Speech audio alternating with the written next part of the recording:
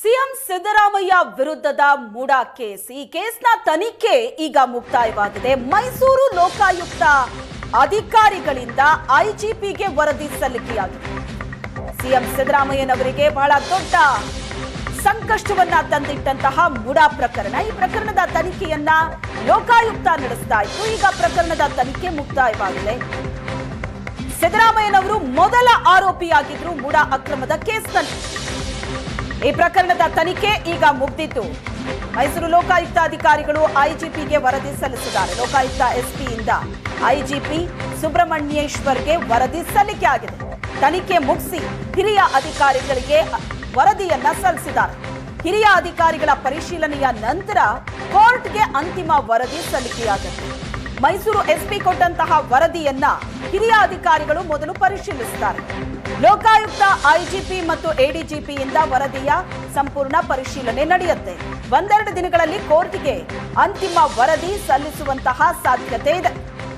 ಮೂಡಾ ಪ್ರಕರಣದಲ್ಲಿ ಸಿಎಂ ಸಿದ್ದರಾಮಯ್ಯನವರು ಮೊದಲ ಆರೋಪಿ, ಎರಡನೇ ಆರೋಪಿ ಅವರ ಪತ್ನಿ, ಮೂರನೇ ಆರೋಪಿ ಅವರ ಬಾಮೈದ, ಇನ್ನು ಭೂಮಿ ಮಾಲೀಕ ನಾಲ್ಕನೇ ಆರೋಪಿ. ಈ ಪ್ರಕರಣದಲ್ಲಿ ವಿಚಾರಣೆ ಕೂಡ ಮುಗಿಸಿ ತನಿಖೆ ಕೂಡ ಮುಕ್ತಾಯವಾಗಿ ಈಗ ವರದಿ ಸಲ್ಲಿಕೆಯಾಗಿದೆ.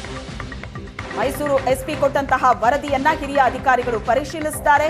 ಒಂದೆರಡು ದಿನಗಳಲ್ಲಿ ಕೋರ್ಟ್ಗೆ ಅಂತಿಮ ವರದಿ ಸಲ್ಲಿಕೆಯಾಗುತ್ತೆ. ಮೈಸೂರು ಲೋಕಾಯುಕ್ತ ಅಧಿಕಾರಿಗಳು ಐಜಿಪಿಗೆ ವರದಿಯನ್ನ ಸಲ್ಲಿಸಿದ್ದಾರೆ. ಈ ಇಡೀ ಪ್ರಕರಣ ಸಿದ್ದರಾಮಯ್ಯನವರಿಗೆ ಮಾತ್ರ ಅಲ್ಲ, ಇಡೀ ಸರ್ಕಾರಕ್ಕೂ ಕೂಡ ಬಹಳ ದೊಡ್ಡ ಸಂಕಷ್ಟವನ್ನ ತಂದಿಟ್ಟಿತ್ತು. ಮೂಡಾ ಪ್ರಕರಣದ ತನಿಖೆಯನ್ನ ಲೋಕಾಯುಕ್ತ ಮಾಡಿ ಮುಗಿಸಿದೆ. ಈಗ ಇಡಿ ಕೂಡ ಈ ಪ್ರಕರಣದ ತನಿಖೆಯನ್ನ ನಡೆಸ್ತಾ ಇದೆ. ಲೋಕಾಯುಕ್ತ ತನಿಖೆ ಮುಗಿದಿದ್ದು ಅದರ ಸಂಪೂರ್ಣವಾದ ವರದಿ ಅಧಿಕಾರಿಗಳಿಂದ ಐಜಿಪಿಗೆ ಸಲ್ಲಿಕೆಯಾಗಿದೆ. ಏನಾಗುತ್ತೆ ಈ ಪ್ರಕರಣದಲ್ಲಿ, ಲೋಕಾಯುಕ್ತ ಕೊಟ್ಟಂತಹ ವರದಿಯಲ್ಲಿ ಏನಿದೆ ಇನ್ನಷ್ಟೇ ಗೊತ್ತಾಗ್ತದೆ.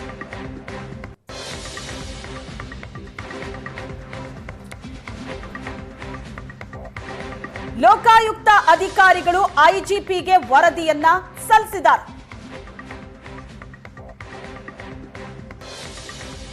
ವರದಿಯನ್ನ ತೆಗೆದುಕೊಂಡು ಲೋಕಾಯುಕ್ತ ಎಸ್ಪಿ ಉದೇಶ್ ಕುಮಾರ್ ಬರ್ತಾ ಇರುವಂತಹ ದೃಶ್ಯವನ್ನ ನೀವು ನೋಡ್ತಾ ಇದ್ದೀರಿ.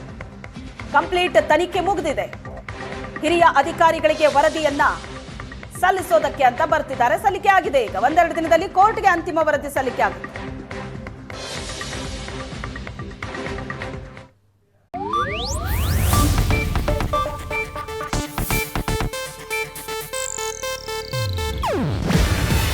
ಇದು ಏಷ್ಯಾನೆಟ್ ನ್ಯೂಸ್ ನೆಟ್ವರ್ಕ್ ಪ್ರಸ್ತುತಿ. ನೀವು ನೋಡ್ತಿದ್ದೀರಾ ಏಷ್ಯಾನೆಟ್ ಸುವರ್ಣ ನ್ಯೂಸ್.